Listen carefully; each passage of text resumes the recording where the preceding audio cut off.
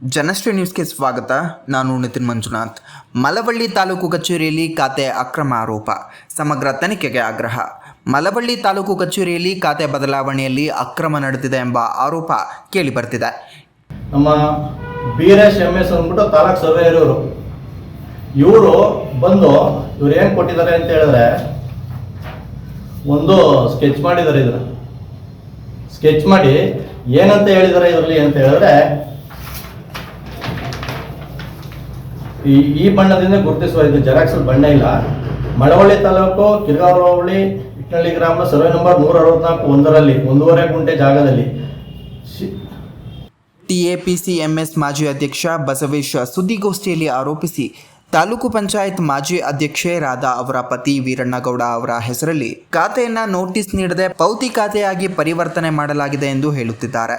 ಜಿಲ್ಲಾಧಿಕಾರಿ ತನಿಖೆ ನಡೆಸಿ ಕ್ರಮ ಕೈಗೊಳ್ಳುವಂತೆ ಸೂಚನೆ ನೀಡಿದ್ದರೂ ಸಹ ಸ್ಥಳ ಪರಿಶೀಲನೆ ಇಲ್ಲದೆ ಸರ್ವೇಯರ್, ಗ್ರಾಮ ಲೆಕ್ಕಿಗ ಹಾಗೂ ಆದಾಯ ನಿರೀಕ್ಷಕರು ವರದಿ ಸಲ್ಲಿಸಿದ್ದಾರೆ ಎಂದು ದೂರಿದ್ದಾರೆ. ನೋಟಿಸ್ ಕೊಡಬೇಕು.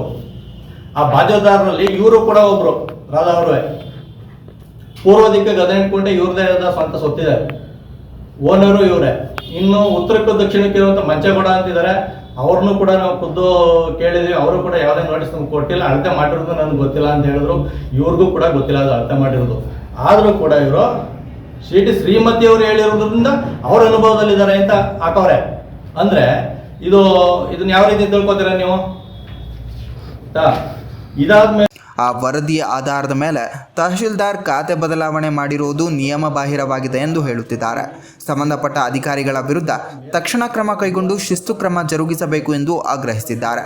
ಇಲ್ಲವಾದರೆ ತಾಲೂಕು ಕಚೇರಿ ಎದುರು ಧರಣಿ ನಡೆಸಲಾಗುವುದು ಎಂದು ಎಚ್ಚರಿಕೆ ನೀಡಿದ್ದು, ಸುದ್ದಿಗೋಷ್ಠಿಯಲ್ಲಿ ರಾಧಾ, ವೀರಣ್ಣಗೌಡ, ದಯಾನಂದ, ರುದ್ರ ಹಾಗೂ ನಾಗೇಂದ್ರ ಉಪಸ್ಥಿತರಿದ್ದರು. ಮಾನ್ಯ ಉಚ್ಚ ನ್ಯಾಯಾಲಯದ ಆದೇಶ ಸಂಖ್ಯೆ, ರಿಟ್ ಅರ್ಜಿ ನಂಬರ್ ಹಾಕಿದ್ದಾರೆ ಹಾಗೂ ರಿಟ್ ಅರ್ಜಿ ಸಂಖ್ಯೆ ಅದನ್ನು ಹಾಕಿ ಅದರಂತೆ ಆದೇಶಿಸಿರುತ್ತಾರೆ. ಆದ್ದರಿಂದ ಪ್ರಸ್ತುತ ಜಮೀನಿನ ಮೇಲೆ ಹಕ್ಕಿದಲ್ಲಿ ಸೂಕ್ತ ಸಿವಿಲ್ ನ್ಯಾಯಾಲಯದಲ್ಲಿ ಪರಿಹಾರ ಕಂಡುಕೊಳ್ಳಲು ತಿಳಿಸಿರುತ್ತಾರೆ. ಇದು AC ಅವರ ತೀರ್ಪು. ಇದು ಇವರು ಆದೇಶ ಆದ ನಂತರ ಏನಾಯ್ತದೆ, ಮೇಲ್ಮನವಿದಾರರು ಜಿಲ್ಲಾಧಿಕಾರಿಗಳ ನ್ಯಾಯಾಲಯದಲ್ಲಿ ಇದನ್ನ ಪ್ರಶ್ನೆ ಮಾಡ್ತಾರೆ. ಅಲ್ಲೂ ಕೂಡ ಒಂದಷ್ಟು ತಿಂಗಳುಗಳು ಕೇಸ್ ನಡೀತದೆ. ನಡೆದ ನಂತರ ಅವರ ಆದೇಶ ಏನಿದೆ ಅಂತ ಹೇಳಿದ್ರೆ,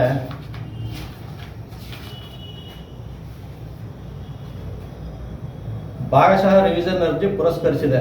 ಪ್ರಶ್ನಿತ ಉಪವಿಭಾಗಾಧಿಕಾರಿಯವರ ಆದೇಶವನ್ನು ರದ್ದುಪಡಿಸಿದೆ. ಅದು ರದ್ದುಪಡಿಸಾದ್ಮೇಲೆ 19/4/1994 ನೋಂದಾಯಿತ ಭರಣ ಶಾಸನ ಪತ್ರ 28/8/98 ಕ್ರಯಪತ್ರ, ಇವುಗಳಲ್ಲಿ 81ರ ಕ್ರಯಪತ್ರ, ಇಲ್ಲಿನ ಸರ್ವೆ ನಂಬರ್, ಚೆಕ್ಬಂದಿ ಇತ್ಯಾದಿಗಳನ್ನು ಗಣನೆಗೆ ತೆಗೆದುಕೊಂಡು ಖುದ್ದು ಸ್ಥಳ ತನಿಖೆ ನಡೆಸಿ ಅನುಭವ ಪರಿಶೀಲಿಸಿಕೊಂಡು ನಿಯಮಾನುಸಾರ ಕ್ರಮ ವಹಿಸಲು ತಹಶೀಲ್ದಾರ್ ಮಳವಳ್ಳಿರವರಿಗೆ ವಿಚಾರಣೆಗೆ ಹಿಂದಿರುಗಿಸಿದೆ ಅಂತಿದೆ. ಏನು ಹೇಳಿದೆ? ವಿಚಾರಣೆಗೆ ಹಿಂದಿರುಗಿಸಿದೆ. ಇದು ಮಾನ್ಯ ಜಿಲ್ಲಾಧಿಕಾರಿಯವರ ಆದೇಶ. ಅವರು ಶ್ರೀಮತಿ ಅವ್ರ ಖಾತೆ ಮಾಡಿ ಅಂತಲೋ, BB ರಾಧಾ ಅವ್ರ ಖಾತೆ ಮಾಡಿ ಅಂತಲೋ, ಇಲ್ಲ ಇನ್ನೊಬ್ರು ಖಾತೆ. ಇದೇ ರೀತಿಯ ನಿರಂತರ ಅಪ್ಡೇಟ್ಗಳಿಗಾಗಿ ನೋಡ್ತಾ ಇರಿ ಜನಶ್ರೀ ನ್ಯೂಸ್.